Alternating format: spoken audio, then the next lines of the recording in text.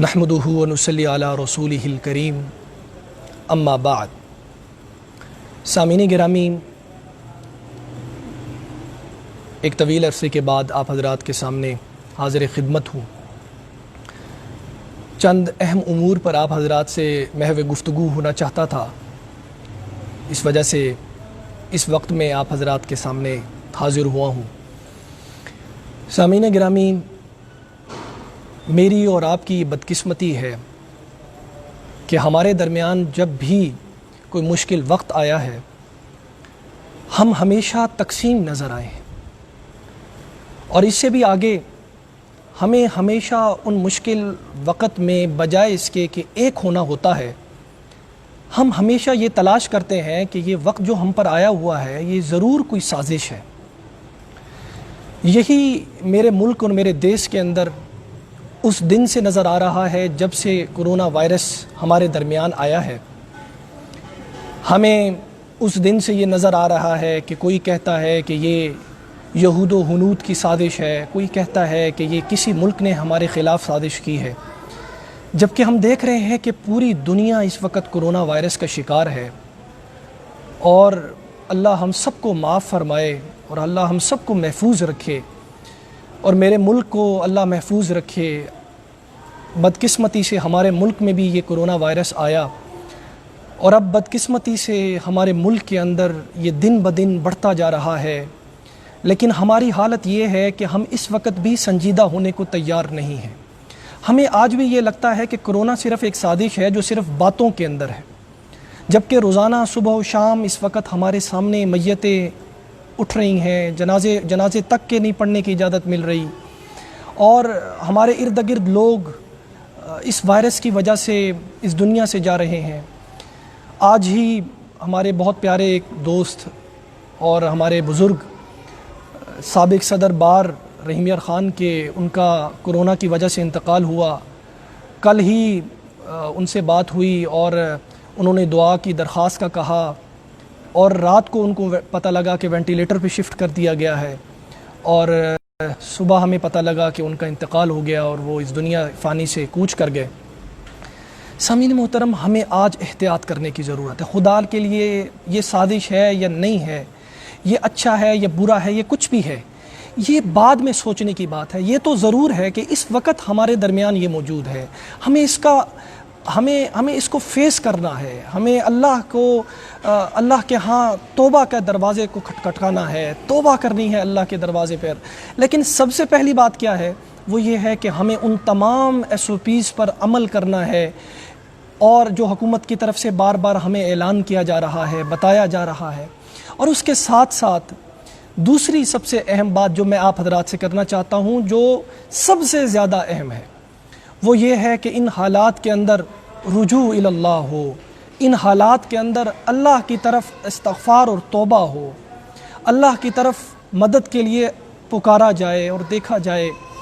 ہم ابھی بھی ان حالات کے اندر بھی اپنی مگن زندگیوں کے اندر ہیں، ہم یہ سوچ ہی نہیں رہے کہ کس قدر مشکلات سے، کس قدر کٹھن وقت سے ہم گزر رہے ہیں۔ ہمارے سامنے ہمارے بھائیوں کے جنازے اٹھ رہے ہیں، ہمارے سامنے لوگ دنیا سے سیکنڈ اور منٹوں کے اندر جا رہے ہیں، لیکن ہم اب بھی اللہ کی طرف رجوع کرنے کو تیار نہیں ہیں۔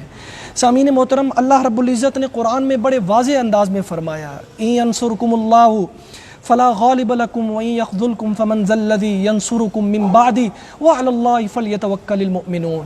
اگر تمہارا اللہ مددگار ہے تو پھر کون ہے تمہیں پکڑنے والا، اور اگر اللہ تمہیں چھوڑ دے تو پھر کون ہے تمہاری مدد کرنے والا۔ اللہ پر بھروسہ رکھو، اللہ قرآن میں جگہ جگہ پر ارشاد فرما رہا ہے۔ لیکن میں اور آپ کیوں نہیں سیکھ رہے؟ میں اور آپ کیوں نہیں ابھی بھی اللہ کی طرف رجوع کر رہے؟ ہمارے حالات اس طرح ہیں، ہماری عادات اس طرح ہیں، ہمارے واقعات ایسے ہیں، دن بدن ہم دیکھتے ہیں، ہم آج بھی بددیانتی کی طرف، ہم آج بھی کینہ حسد اور بغض کی طرف، ہم آج بھی بے راہ روی کی طرف، ہم آج بھی اللہ کے بتائے ہوئے اصول اور قوانین کے خلاف جا رہے ہیں۔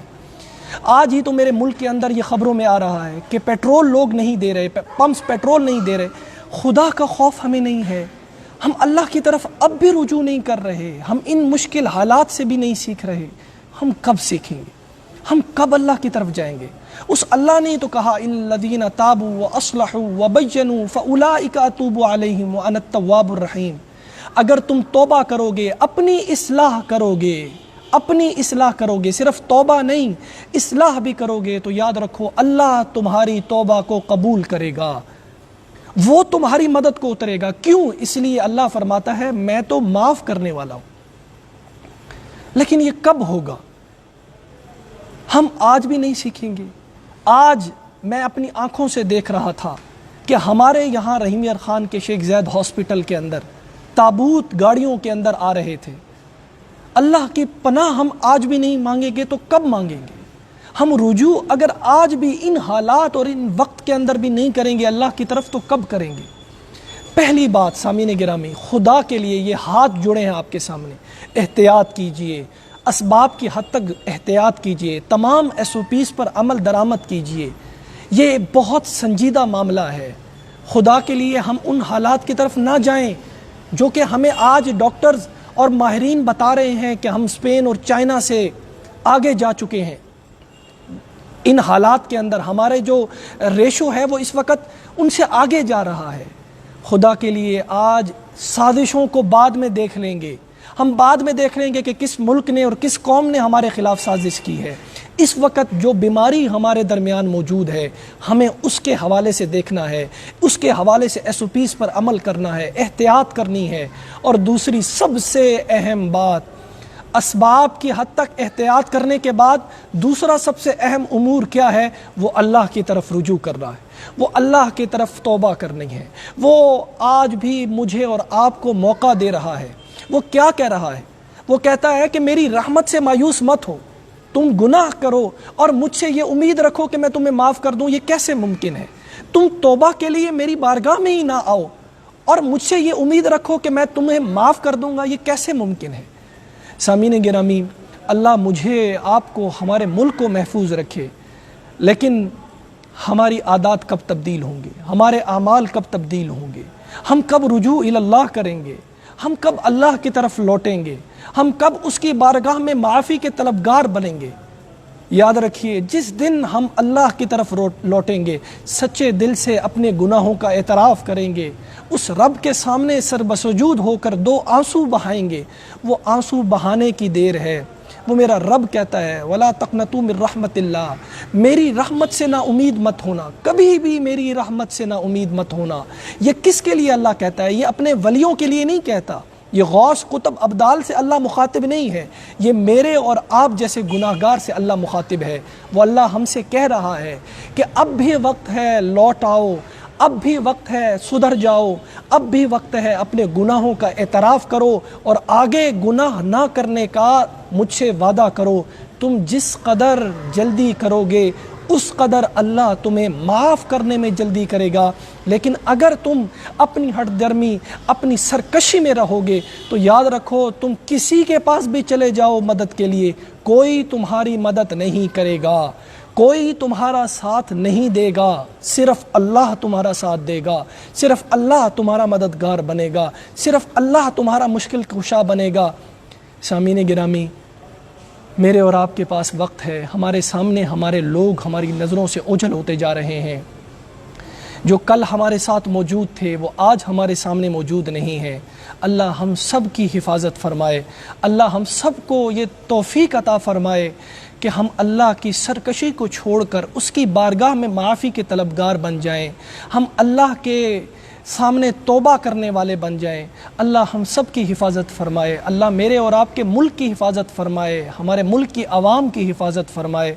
تمام حضرات کا بہت مشکور ہوں۔ آخر دعوانا ان الحمد للہ رب العالمین۔